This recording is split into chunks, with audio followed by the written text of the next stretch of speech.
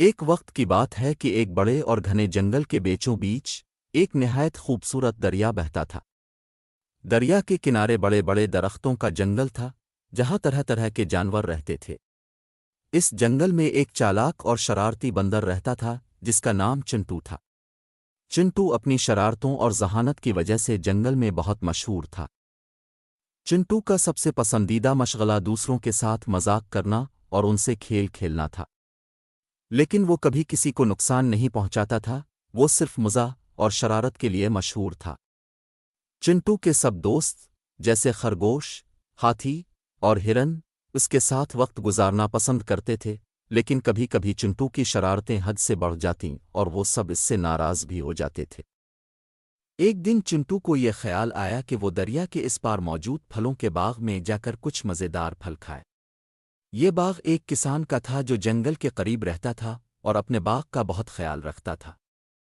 چنٹو کو معلوم تھا کہ کسان اپنے باغ کی حفاظت کے لیے ہمیشہ ہوشیار رہتا ہے، مگر اس نے سوچا کہ وہ اپنی چالاکی سے کسان کو دھوکہ دے کر باغ کے پھل چرا سکتا ہے۔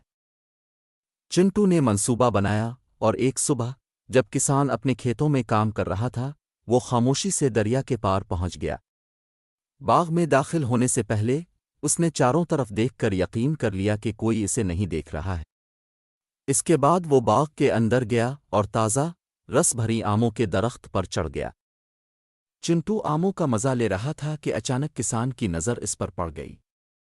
کسان نے چنٹو کو درخت پر چڑھا ہوا دیکھا تو غصے سے بھرا ہوا اس کی طرف بڑھا۔ چنٹو نے فوراً صورتحال کی نزاکت کو بھانپ لیا اور تیزی سے درخت سے نیچے اتر آیا، لیکن بجائے اس کے کہ وہ سیدھا جنگل کی طرف بھاگتا، اس نے ایک اور چالاکی بھری حرکت کی۔ چنٹو نے قریب ہی کھڑے ایک پرانے اور بڑے درخت کے نیچے پہنچ کر زور سے رونا شروع کر دیا۔ کسان جب قریب آیا تو اس نے چنٹو کو روتے ہوئے دیکھا اور حیران ہو کر پوچھا، کیا ہوا چنٹو؟ تم کیوں رو رہے ہو؟ چنٹو نے روتے ہوئے جواب دیا، میرے دوستو، میں بہت بری طرح پھنس گیا ہوں۔ درخت پر چڑھتے ہوئے میرا پیر پھسل گیا اور میں نے سوچا کہ میں گرنے والا ہوں، مگر خدا کا شکر ہے کہ میں بچ گیا، لیکن میری دم درخت کی ایک شاخ میں پھنس گئی ہے اور مجھے بہت تکلیف ہو رہی ہے۔ کسان نے جب یہ سنا تو اسے چنٹو پر ترس آ گیا۔ اس نے چنٹو کی مدد کرنے کا فیصلہ کیا اور درخت کی شاخ کو دیکھنے کے لیے آگے بڑھا۔ جیسے ہی کسان درخت کی شاخ کی طرف متوجہ ہوا، چنٹو نے موقع کا فائدہ اٹھایا اور تیزی سے درخت کی دوسری طرف سے بھاگ نکلا۔ کسان کو جب پتا چلا کہ وہ چنٹو کی چالاکی کا شکار ہو چکا ہے تو وہ غصے میں آ گیا، لیکن چنٹو تب تک بہت دور جا چکا تھا۔ چنٹو نے اپنی چالاکی سے پھل حاصل کر لیے اور خوشی خوشی واپس جنگل میں پہنچ گیا، لیکن چنٹو کی یہ عادت نہیں بدلی۔ وہ ہر دوسرے دن کوئی نہ کوئی نئی چالاکی دکھاتا اور کسان کو تنگ کرتا۔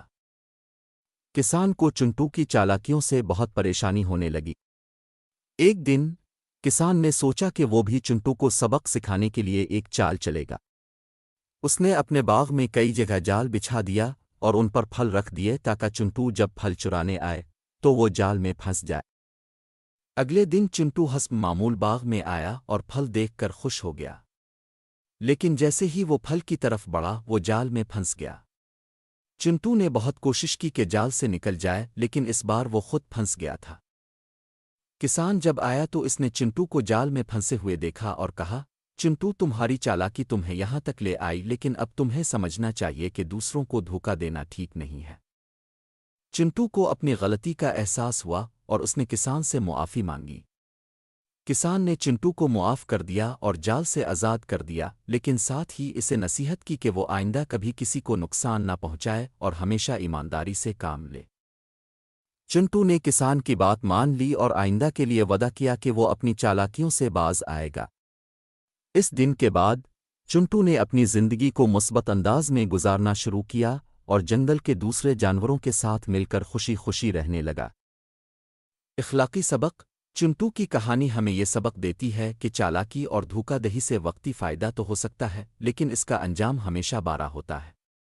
ہمیں ہمیشہ ایمانداری اور نیکی کے راستے پر چلنا چاہیے، کیونکہ یہی راستہ ہمیں حقیقی خوشی اور سکون فراہم کرتا ہے۔